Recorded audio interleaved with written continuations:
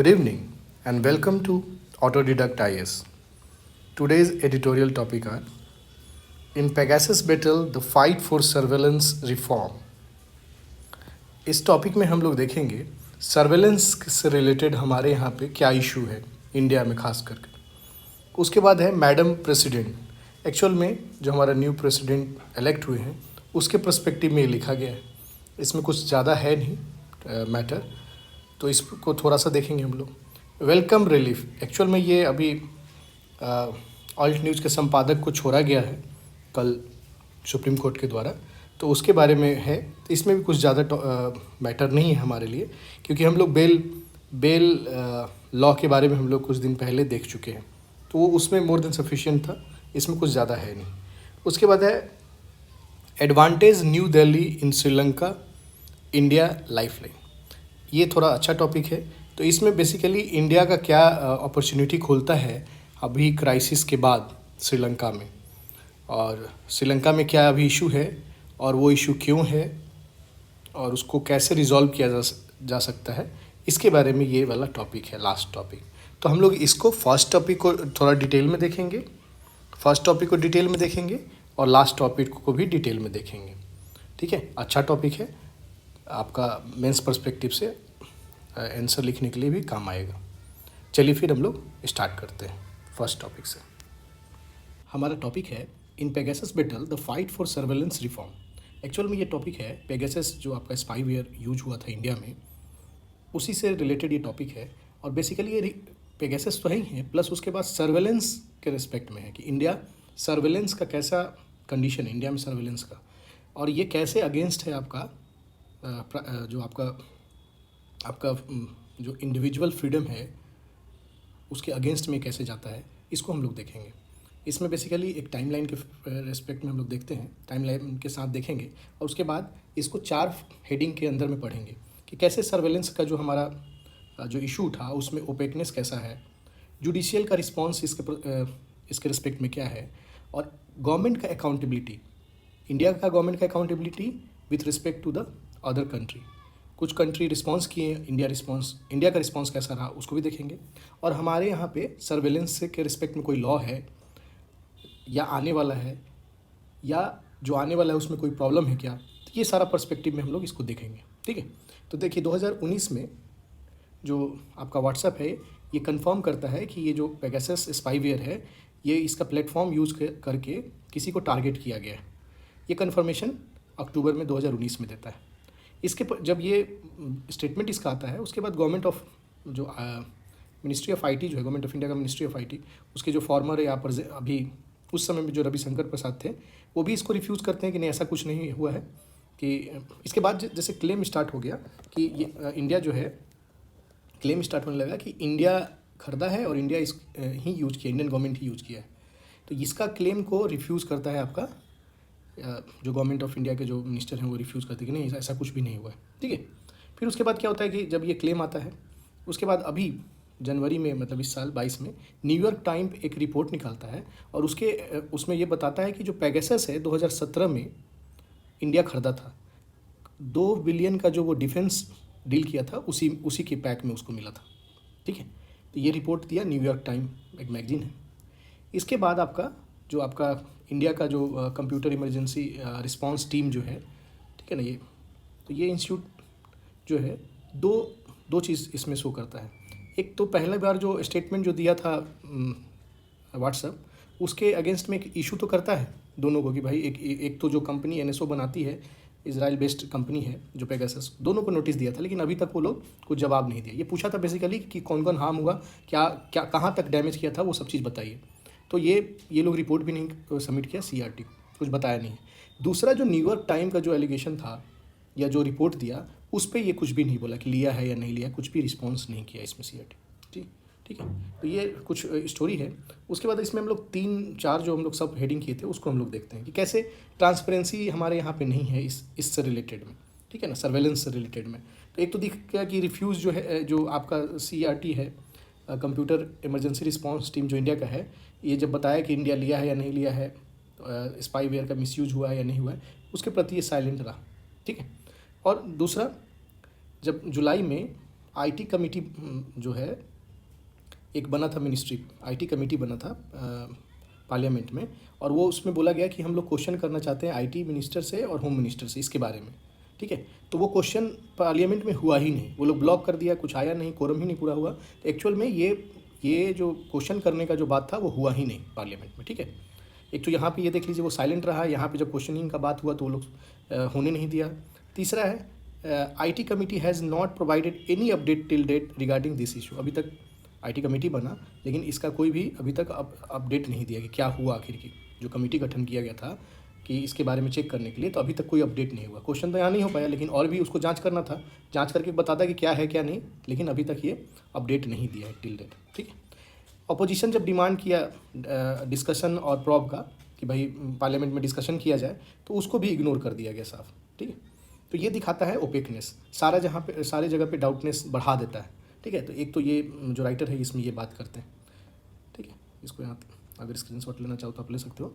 अगला आता है जुडिशियल रिस्पांस में हम लोग जाते हैं। जुडिशियल रिस्पांस में क्या हुआ, अगस्त में 2021 में कंप्लेन जाता है, ठीक है।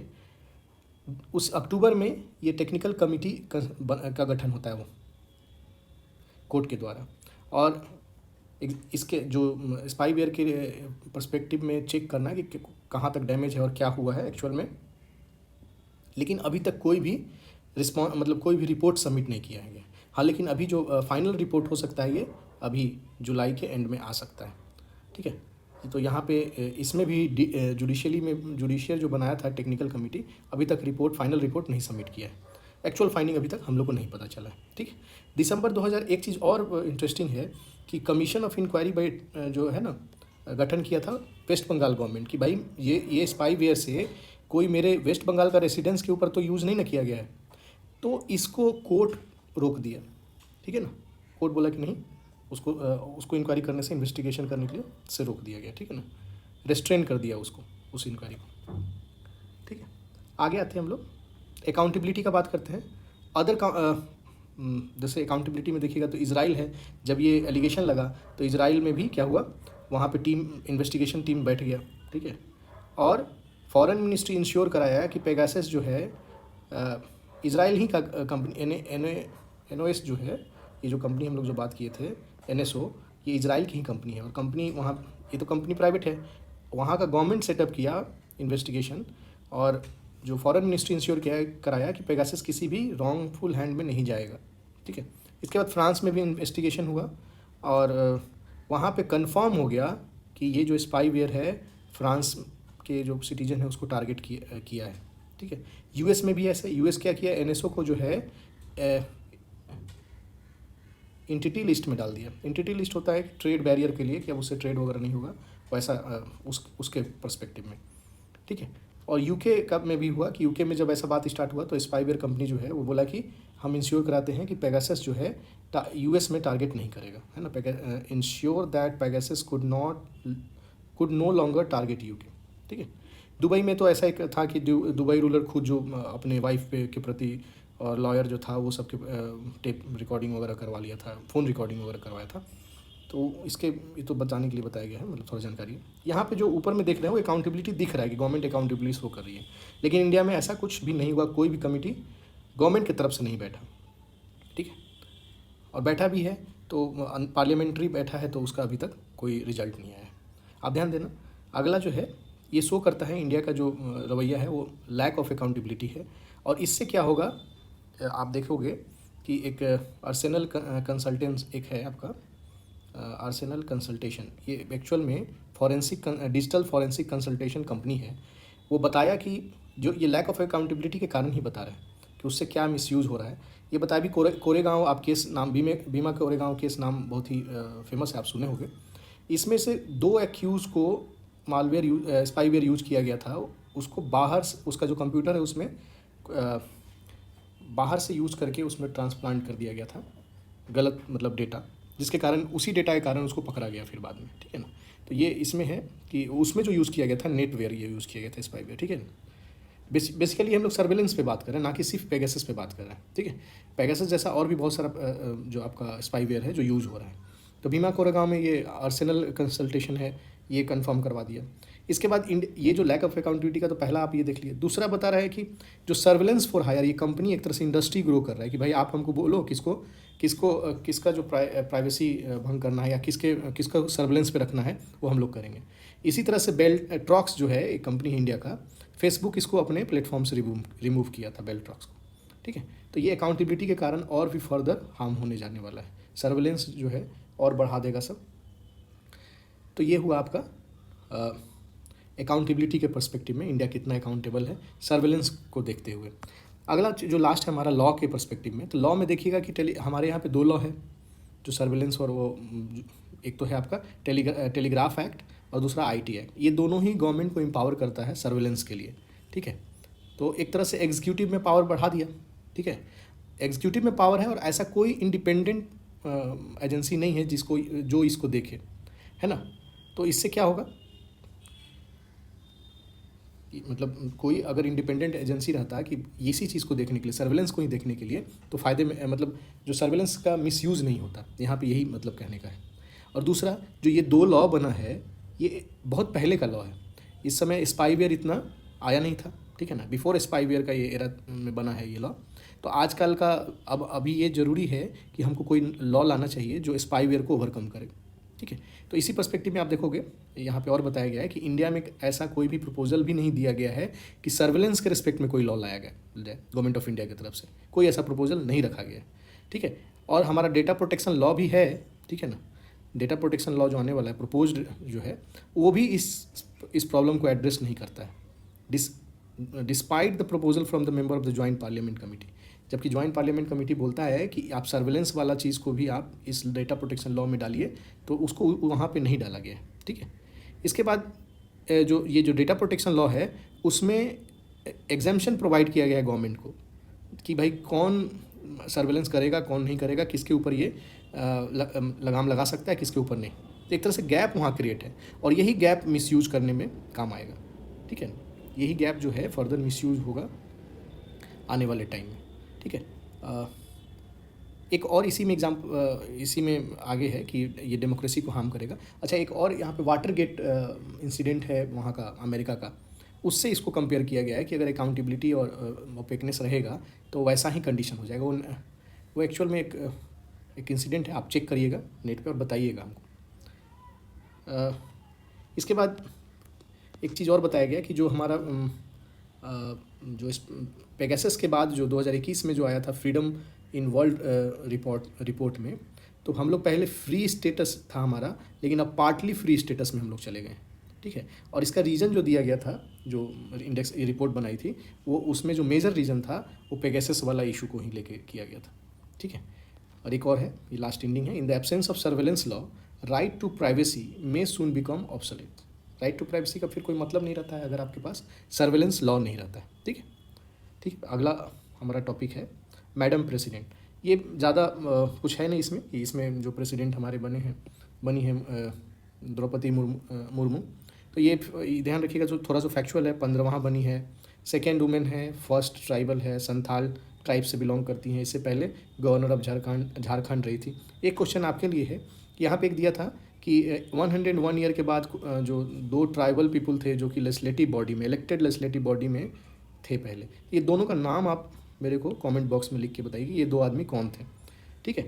इसमें फिर वही है कि जो हमारे जो कॉन्स्टिट्यूशनल मेकर थे उनको पता था कि क्या प्रॉब्लम होने वाला है ट्राइबल को, इसीलिए प्रोविज़न भी बनाया गया हमारे यहाँ पे 5th और 6th शेड्यूल के बारे में बात किया गया, ठीक है। उसके बाद कॉन्स्टिट्यूशन असेंबली में एक और ट्राइबल नेता थे, ठीक है ना, जयपाल सिंह मुंडा, इनको भी आप नाम पता होना चाहिए। ऐसे कुछ खास तो है नहीं इसमें अब, ठीक है ना। इसी में फिर वही बताया गया कि ट्राइबल के प्रति हम लोग कैसे कैसे क्या क्या चीज़ दिए हुए हैं, मतलब उसको प्रोटेक्शन के लिए। तो यही यहाँ पे एक और है, फॉरेस्ट राइट एक्ट है वो, ठीक है। ये बाकी यही सब बात हुआ है, इसमें ज़्यादा कुछ है नहीं कि भाई आई हैं तो ट्राइबल को एम्पावर करेंगे, वुमेन को एम्पावर करेंगे, पुअर जो पीपल है स्पेशली उसको भी एम्पावर करेंगे, ठीक है। और इसमें एक और है कि जो अभी बन गई हैं ट्राइबल प्रेसिडेंट बनी है, तो जो ट्राइबल का जो मेजर इशू है, जैसे कि यहाँ पे एक इशू है, कंसर्न जो मेजर है कि जो इरोजन ऑफ प्रोटेक्शन, उसको जो प्रोटेक्शन नहीं प्रोवाइड किया जा रहा है, सिस्टमेटिक इरोजन ऑफ प्रोटेक्शन। कल के आर्टिकल में हम लोग देखे थे जो 121 ट्राइबल को रिहा किया गया था NIA के कोर्ट के द्वारा। तो उसमें भी हम लोग ये देखें कि क्या क्या प्रॉब्लम इशू फेस हो रहा है, जिसको माओइस्ट यूज़ कर लेते हैं अपने फेवर में। स्टेट गवर्नमेंट गलती करती है और उसी गलती को माओइस्ट अपने फेवर में यूज़ कर लेती है। आप उसको बार बार हरास करोगे ट्राइबल पीपल को, तो वो बोलेगा देखो ऐसा ही किया कर रहा है ना, ये हरासमेंट करेगा ही, तुमको कभी नहीं सुधरेगा, आओ मेरे साथ हो जाओ, इसके अगेंस्ट फाइट किया जाए। तो ये माओइस्ट इसको यूज़ कर लेते हैं, जबकि ऐसा गवर्नमेंट को इसके ऊपर ध्यान देना चाहिए। तो वही सब इसमें है, हरासमेंट और सप्रेशन बाय पुलिस, ये 2-4 चीज़ है जो कंसर्न है, जो ट्राइबल एक्टिविस्ट इस कंसर्न को रेस करते हैं। तो ये ज़रूरी है कि जो अभी हमारे प्रेसिडेंट बनी है, इस चीज़ पे आने वाले टाइम में हो सकता है कि ये कम हो जाए। ठीक है, इसमें और कुछ है नहीं, नॉर्मल है। हाँ, एक चीज़ और है कि अगर ये जो अभी ट्राइबल पीपल का जो एक्सपेक्टेशन है अब हाई हो गया है हमारे प्रेसिडेंट से, लेकिन ये पॉसिबल तभी होगा, तभी फुलफ़िल हो पाएगा जब हमारा जो गवर्नमेंट है, Modi government, backup it's symbolism with substance. जब तक आपको पता है कि कितना पावर प्रेसिडेंट को होता है और उसका बिना PM के सपोर्ट का कोई ग्राउंड लेवल पे काम नहीं हो पाएगा। तो वही बात इसमें बोला जा रहा है कि उसके जो हाई लेवल ऑफ एक्सपेक्टेशन हो गया है हमारे प्रेसिडेंट से, उसका सपोर्ट ज़रूरी है कि गवर्नमेंट दे, तभी वो फुलफ़िल कर पाएगी। ठीक है, और एक और है, to make her election more meaningful, state policy too must bend toward justice and fairness to all. ठीक है ना, ये लाइन से ख़त्म किया गया, इसमें कुछ है नहीं ज़्यादा। अब आगे चलते हैं हम लोग। वेलकम रिफॉर्म है ये सुप्रीम कोर्ट का, जो इसमें भी कुछ ज़्यादा नहीं है। ये मोहम्मद जुबैर का जो को-फाउंडर, जो चेक फाइंडिंग अल्ट न्यूज़ वाले जो हैं, अल्ट न्यूज़ के संपादक हैं, तो उन्हीं का कल भी रिहाई हुआ है, उसी के पर्सपेक्टिव में ये बात किया। इसके पहले भी हम लोग एक दिन न्यूज़ में डिटेल में किए हैं कि बेल एक्ट के बारे में, कि बेल इज़ नॉर्म और डिनायल इज़ एक्सेप्शनल। ठीक है ना, उसी पर्सपेक्टिव में सुप्रीम कोर्ट भी बोला कि ऐसा नहीं होना चाहिए कि आप बार बार किसी ये बता रहा है कि जो मजिस्ट्रियल है, जैसे ये वाला लाइन जो आप देखो, ये जो मजिस्ट्रेट वाला जो पार्ट है ना, मजिस्ट्रियल जो है, वो नीचे वाले कोर्ट क्या करते हैं कि जो कोर्ट जो डिनायल ऑफ बेल जो है वहीं से मिलता है। ठीक है, it has become norm from magistrate to comply with any demand for police to remand those brought before them to the custody and to deny them bail regardless of the merit or the lack of it in those cases। ठीक है, तो या इसमें यही है, इसमें आपको पता होगा कैसे पकड़ाया और उस पर फिर कितना सारा केस लगे, इसी के बारे में है, ज़्यादा कुछ है नहीं इसमें। इससे ज़्यादा आपको पिछले वाला जो बेल एक्ट है उसमें मैटर है, जो आपको मेंस के काम में आएगा।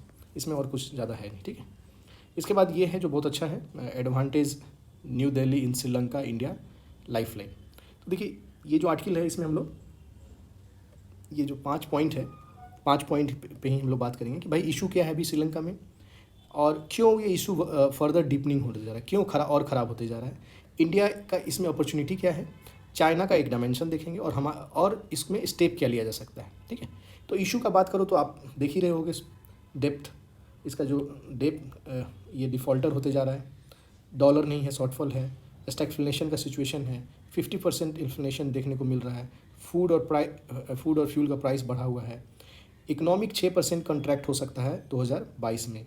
ठीक है, नंबर ऑफ पुअर भी बढ़ते जा रहा है, ये यहाँ पे इशू है।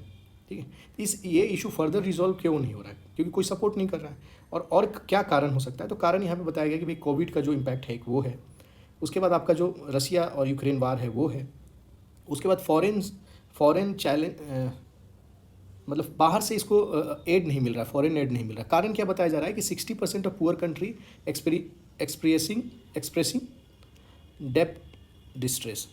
60% कंट्री जो है वो खुद एक्सपीरियंस कर रहा है डेप्थ, मतलब उसके यहाँ खुद क्राइसिस होने वाला है। दूसरा ये भी है कि सेकेंड ग्लोबल रिसेशन आ सकता है नेक्स्ट 3 ईयर में, ये भी न्यूज़ में चल रही है। तो ये क्या है कि कोई अपना पैसा दूसरे के पास नहीं दे सकता है जब कंडीशन अनफोर्सीन है, मतलब कंडीशन बहुत ख़राब है, तो अपना पैसा बचा के रखता है अपने लिए। तो आदमी यहाँ फॉरेन एड इसको बहुत कम मिल रहा है। और एक और क्वेश्चन उठ रहा है कि क्यों दूसरे कंट्री का टैक्स पेयर जो है वो इसको बेल आउट करे, जबकि ये अब इसका खुद मिसमैनेजमेंट है और करप्शन के कारण ये ऐसा कंडीशन पे पहुंचा है। तो कोई दूसरा टैक्स पेयर कंट्री जो टैक्स पे कर रहा है दूसरे कंट्री में, वो क्यों इसको बेल आउट करेगा। ठीक है, तो ये 3-4 कंडीशन है जो माना जाता है कि ये जो सिचुएशन इसको वर्सन और ख़राब करने में भागीदारी ले रहा है। ठीक है, इसके बाद इंडिया का अपॉर्चुनिटी के बारे में बात करें तो इंडिया देखोगे कि आप सबसे पहले रिस्पॉन्ड किया था जब इसको एड का कॉल आया था। तो ठीक है, और इसमें इंडिया का मोटिवेशन क्या था? एक तो भाई ह्यूमैनिटेरियन क्राइसिस है, तो उसमें इंडिया ऐसे भी बढ़ चढ़ के हिस्सा लेता है हर एक चीज़ में। जहाँ भी क्राइसिस होता है तो इंडिया सपोर्टिव नेचर दिखाता है। दूसरा है पॉलिटिकल प्रेशर जो है आपका साउथ इंडिया से की तरफ से कि आप इंटरवेन कीजिए, क्योंकि अगर वहाँ का स्पिल ओवर फिर यहाँ पे भी मिल सकता है, ठीक है ना। सिक्योरिटी आपका इन्फिल्ट्रेशन बढ़ जाएगा, वहाँ का जो क्राइसिस है वहाँ से जो माइग्रेशन बढ़ जाएगा आपके यहाँ पे, वहाँ का जो इकोनॉमिक क्राइसिस है आपको भी इम्पैक्ट कर सकता है। तो इसी कारण से वहाँ से पॉलिटिकल प्रेशर मिला कि आप इंटरवेन कीजिए। और देखने को मिलता है कि इंडिया जो है अभी तक का मतलब रिसेंट टाइम में सबसे ज़्यादा अभी तक खर्चा कर चुका है इसमें। 3.8 बिलियन का अभी तक एड दिया है, लोन हो, स्वेप हो, ग्रांट हो, फूड, मेडिसिन, ये सब मिलाकर 3.8 बिलियन जो इतना प्राइस का ये सपोर्ट दे चुका है अभी तक, ठीक है। तो ये इंडिया अभी तक हेल्प किया। इससे एक चीज़ और है कि इसमें अपॉर्चुनिटी, इंडिया का अपॉर्चुनिटी क्या है, तो जो अभी चाइना और श्रीलंका का जो दोस्ती था, अभी तक आप कल भी न्यूज़ में देखे थे कि अभी श्रीलंका जो है चाइना की तरफ से ज़्यादा नहीं है, 74 मिलियन के आसपास ही उसको सपोर्ट मिला है। बोला है कि आप डेप्थ जो आपका आप हम जो कर्जा दिए हैं वो आप उसको रीस्ट्रक्चर कर देते हैं। मतलब रीस्ट्रक्चर मतलब कि आप कम परसेंटेज देना और ज़्यादा दिन में देना, ऐसे कर देते हैं। इस साल आप पैसा मत देना, इस टाइप से वो सपोर्ट किया। फुल बेल आउट के लिए अभी भी वो डरा हुआ है, ठीक है। तो अभी ये अपॉर्चुनिटी ये हो सकता है कि ये इंडिया आने वाले टाइम में श्रीलंका में अपना एस्टेब्लिशमेंट कर सकता है, अपना जो रिलेशन है फर्दर स्ट्रॉन्ग कर सकता है और चाइना को रिप्लेस कर सकता है। चाइना क्यों नहीं आ रहा है भाई, चाइना का क्या है? तो देखिए अभी इंडिया के लिए और क्या मेजर एक और अपॉर्चुनिटी है कि जो इंफ्रास्ट्रक्चर प्रोजेक्ट था चाइना का वो स्क्रूटनी के अंदर में, ठीक है। और ये अपॉर्चुनिटी प्रोवाइड करता है कि इंडिया अपना एड जो है वो बढ़ाए। इसके साथ साथ एड कंसोर्टियम बनाए, सारे कंट्री 2-4 कंट्री मिलके एड के लिए इसको पैकेज दे, यूएस सब एक साथ आए, उसको लीड करे इंडिया। तो इससे भी फ़ायदा होगा कि इंडिया का वहाँ प्रेजेंस बढ़ जाएगा। एक चीज़ और यहाँ बताया जा रहा है कि श्रीलंका जो है उसको इतना 25 बिलियन चाहिए अगले 3 साल में, ठीक है, कि अपना जो import of food and medicine और फ्यूल को एसेंशियल जो इम्पोर्ट है उसको इंश्योर करा सके और इकोनॉमिक को स्टेबिलिटी कंडीशन में ला सके। इतना पैसा चाहिए। अब इतना पैसा कोई बेल आउट करने के लिए तैयार नहीं है, तो इंडिया वही कंसोर्टियम बना के इसको कर सकता है। और चाइना डिलेमा में है कि हम इसको दें या नहीं दें। चाइना का वरी क्या है कि भाई अगर हम इसको देते हैं, क्योंकि आप सुनते हो चाइना से डेब्ट ट्रैप पॉलिसी यूज़ करता है, ऐसे ही बदनाम है। और अगर हम इसको दे देते हैं और डेब्ट ट्रैप से बाहर निकाल देते हैं, डेब्ट रिलीफ देते हैं, तो एक तरह से ये आने वाले टाइम में एक ट्रेंड सेट हो जाएगा और जितने भी कंट्री हैं जो डेब्ट ट्रैप में आएगा उसको हमको रिलीफ देना पड़ेगा। एक तो ये इससे डर रहा है कि ट्रेंड नहीं सेट हो, और दूसरा ये अपने आप जैसे यूएस चाइना G2 जो कंट्री है, यूएस और चाइना है, अब ये दोनों में ही कंपटीशन है। तो ये देख रहा है कि ये यूएस ले काम पहले कर ले, है ना, और अपना जो रिपुटेशन है उसको धूमिल नहीं होने देना चाह रहा है कि जो कंट्री का इकोनॉमिक ख़राब है उसको बेल आउट करके, ठीक है। तो ये आपका कंडीशन है इसमें चाइना डायमेंशन में। तो अब अगला ये कंडीशन आता है इसमें कि स्टेप क्या ले सकते हैं हम लोग। अगला जो पॉइंट है कि क्या लिया जा सकता है इंश्योर कराएं कि और इस कंडीशन में। तो एक तो बोलता है कि आप स्ट्रक्चरल रिफॉर्म करो, स्ट्रक्चरल रिफॉर्म जरूरी है। स्ट्रक्चरल रिफॉर्म कैसा है कि आप ट्रेड और इन्वेस्टमेंट को ओपन करो, बाहर से आने दो। इंडिया में जब 1991 में जो आपका रिफॉर्म हुआ था उसमें भी ऐसे ही किया गया था, इकोनॉमी को ओपन किया गया था। उसके बाद एक और बोल रहा है कि आप मार्केट फोर्स को अलाउ करो रिसोर्स एलोकेशन के लिए, वही डिटरमाइन करे कि भाई कहाँ पे कौन सा रिसोर्स है, गवर्नमेंट कंट्रोल नहीं करे, ठीक है। एक तो ये बात कर रहा है। मतलब स्ट्रक्चरल रिफॉर्म मतलब हुआ कि आप ट्रेड और इन्वेस्टमेंट बैरियर को कम करिए, रेट टेपिज्म को कम करिए और प्राइवेटाइज करिए जो कंपनी लॉस में जा रही है, जैसे एयरलाइन हुआ, पेट्रोलियम कंपनी हुआ, उसको प्राइवेट हाथ में डालिए, ठीक है। दूसरा जो स्टेप है कि आप कॉन्शियसनेस बिल्डअप करिए कि जो आईएमएफ का प्रोग्राम को इम्प्लीमेंट कराने के लिए, प्रोग्राम और रिफॉर्म जो आईएमएफ सजेस्ट करेगा, आप अपने पूरे कंट्री में कॉन्शियसनेस बिल्डिंग पे काम करिए, तभी जाकर एक आपको कुछ रिजल्ट मिलेगा। उसके बाद तीसरा है रूल ऑफ लॉ को रिस्टोर करिए और इंश्योर कराइए कि करप्शन ना हो। एंटी करप्शन पॉलिसी आप बनाइए, strong anti corruption policy enforcement में लाइए, ठीक है। अगला है आपका कि जो आपका पॉलिसी जो पहले चाइना प्रो था, अब आप न्यूट्रल फॉरेन पॉलिसी अपनाइए, ठीक है। तो ये रहा आज ये पूरे में ये वाले आर्टिकल में इतना चीज़ रहा, ठीक है। आज के लिए इतना ही, थैंक यू।